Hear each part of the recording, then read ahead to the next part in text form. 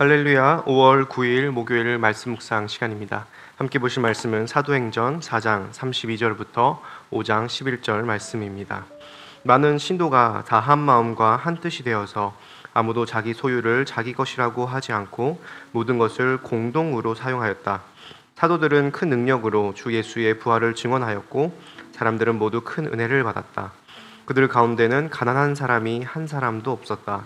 땅이나 집을 가진 사람들은 그것을 팔아서 그 판돈을 가져다가 사도들의 발 앞에 놓았고 사도들은 각 사람에게 필요에 따라 나누어 주었다. 키프로스 태생으로 레위 사람이요 사도들에게서 바나바 곧 위로의 아들이라는 뜻의 별명을 받은 요셉이 자기가 가지고 있는 밭을 팔아서 그 돈을 가져다가 사도들의 발 앞에 놓았다. 그런데 아나니아라는 사람이 그의 아내 삽비라와 함께 소유를 팔아서 그 값에 얼마를 따로 떼어 놓았는데 그의 아내도 이것을 알고 있었다. 그는 떼어놓고 난 나머지를 가져다가 사도들의 발 앞에 놓았다. 그때 베드로가 이렇게 말하였다. 아나니아는 들으시오. 어찌하여 그대의 마음이 사탄에게 홀려서 그대가 성령을 속이고 땅 값에 얼마를 몰래 떼어 놓았소. 그 땅은 팔리기 전에도 그대의 것이 아니었소. 또 팔린 뒤에도 그대 마음대로 할 수 있었던 것이 아니었소. 그런데 어찌하여 이런 일을 할 마음을 먹었소? 그대는 사람을 속인 것이 아니라 하나님을 속인 것이요. 아나니아는 이 말을 듣고 그 자리에서 쓰러져서 숨졌다. 이 소문을 듣는 사람은 모두 크게 두려워하였다. 젊은이들이 일어나 그 시체를 싸서 메고 나가서 장사를 지냈다. 3시간쯤 지나서 아나니아의 아내가 그동안에 일어난 일을 알지 못하고 들어왔다. 베드로가 그 여자에게 물었다. 그대들이 판 땅값이 이것뿐이요? 어서 말해보시오. 그 여자가 대답하였다. 예, 그것뿐입니다. 베드로가 그 여자에게 말하였다. 왜 그대들 내외는 서로 공모해서 주님의 영을 시험하려고 하였소? 보시오. 그대 남편을 무는 사람들의 발이 막 문에 다다랐으니 그들이 또 그대를 메고 나갈 것이요. 그러자 그 여자는 그 자리에서 베드로의 발 앞에 쓰러져서 숨졌다. 젊은이들이 들어와서 그 여자가 죽은 것을 보고서 메어다가 그 남편 곁에 묻었다. 온 교회와 이 사건을 듣는 사람들은 모두 크게 두려워하였다. 아멘. 오늘은 두 가지 사건이 기록되어 있습니다. 바로 초대교회가 한 마음과 한 뜻이 되어서 서로 물건을 나누는 공유 경제의 모습을 보여주고 있고요. 4장의 말씀이고 또 5장의 말씀은 바로 아나니아와 삽비라가 충격적인 죽음을 당하는 장면입니다. 이 두 가지 사건을 한 흐름 속에서 이해를 해보려고 하는데요. 우리가 읽고 있는 사도행전, 성령행전으로 불리는 이 이야기는 사도행전 2장의 성령 강림 이후에 성령의 능력으로 교회가 교회됨을 이 땅 가운데 선포하며 그 교회가 어떻게 부흥하고 있는지를 보여주고 있는 3장부터 5장까지의 내용 중에 있는 두 가지 이야기입니다. 그 두 가지 이야기의 첫 번째는 교회가 외부로부터의 공격을 경험하고 또 그것을 돌파하여 부흥하는 사건입니다.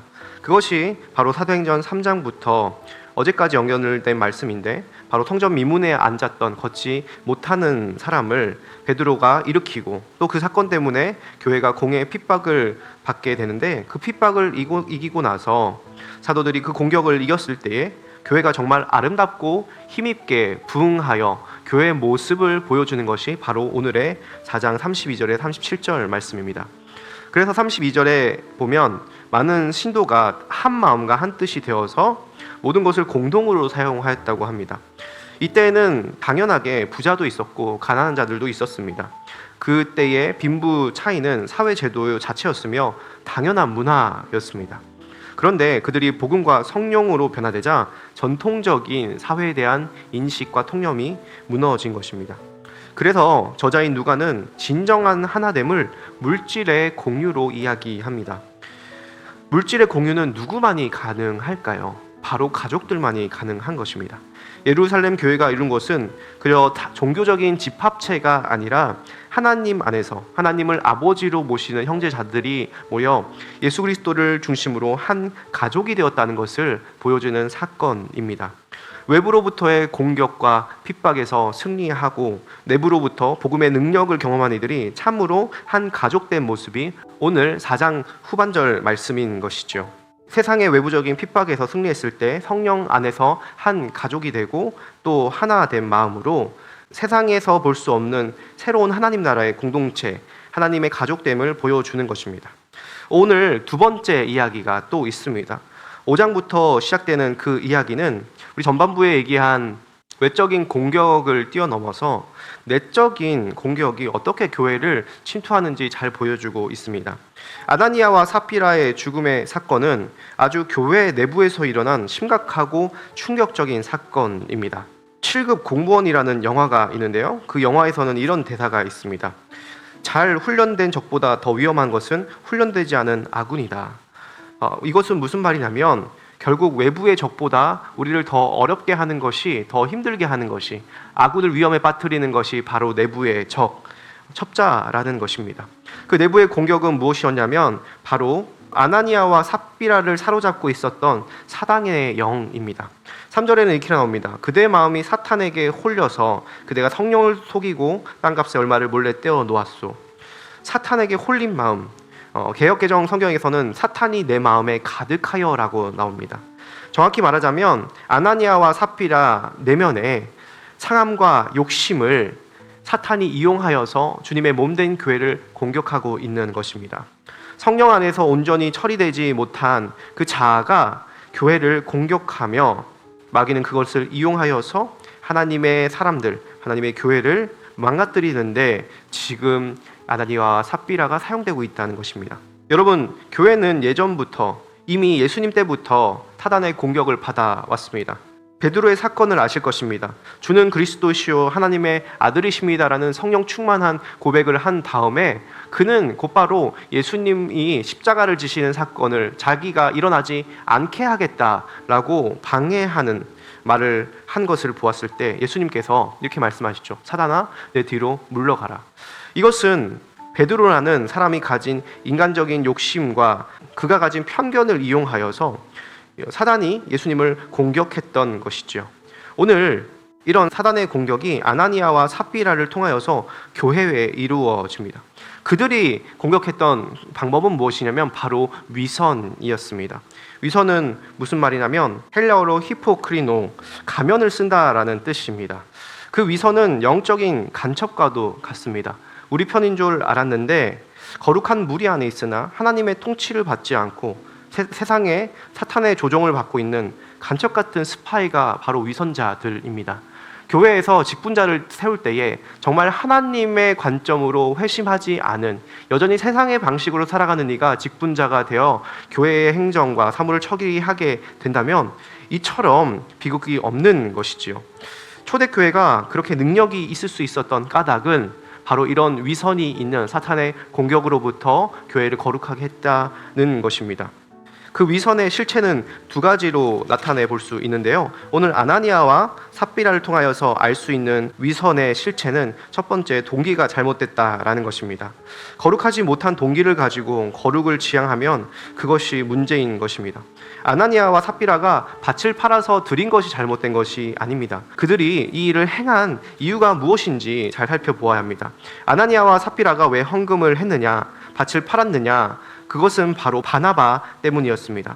37절에 바나바가 자기의 밭을 팔아서 사도들의 발 앞에 내려놓자 많은 사람들이 그를 칭찬하고 그를 존경했습니다. 아나니아와 삽비라도 그 모습을 보면서 우리도 저렇게 인정받고 싶다, 저렇게 영향력을 끼치고 싶다라고 생각했을 것입니다.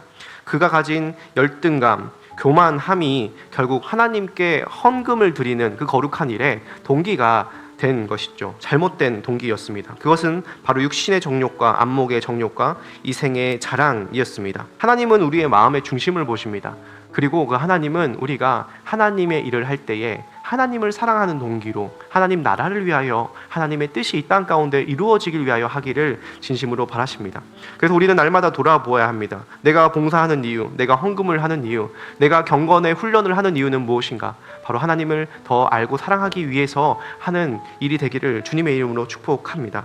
두 번째로는 위선은 어떤 것이냐? 하나님의 살아계심과 임재를 인정하지 않으면서도 겉으로는 거룩하고 경건한 척, 하나님을 인정하는 척하는 태도입니다.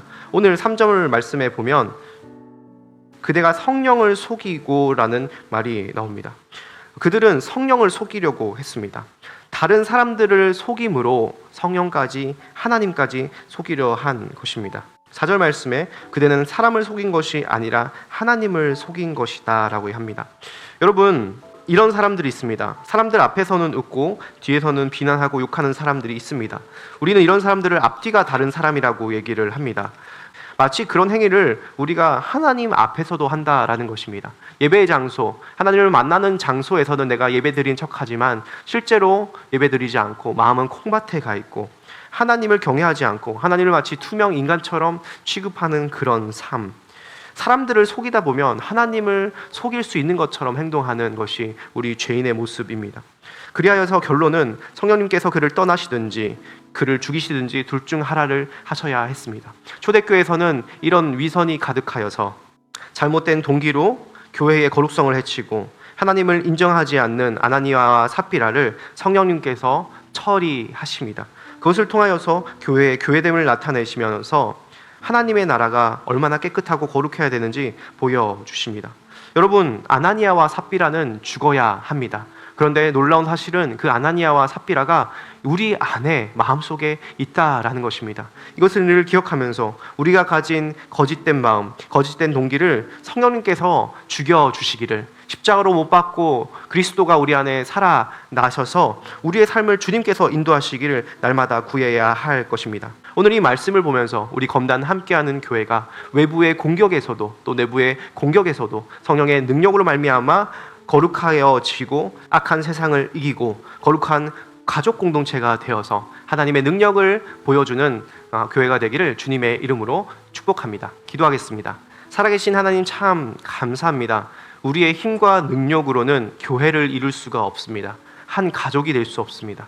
그러나 예수님께서 십자가에 달리시고 우리에게 주신 성령으로 말미암아 우리가 세상의 핍박 가운데서도 내부적인 공격 가운데서도 승리하고 또 거룩해 하심을 경험하게 됩니다. 하나님, 우리 검단 함께하는 교회들 또 이 말씀을 듣는 모든 주님의 성도들에게 찾아가 주셔서 거룩해 하시는 성령님의 역사가 우리 삶 가운데 우리 교회 가운데 가득하게 하여 주시옵소서. 우리 안에 아나니아와 삽비라를 물리쳐 주시고 나는 죽고 예수로 살아가는 귀한 삶이 우리 교회 가운데 모든 이들에게 가득하게 하여 주시옵소서. 감사드리며 예수 그리스도의 이름으로 기도드립니다. 아멘.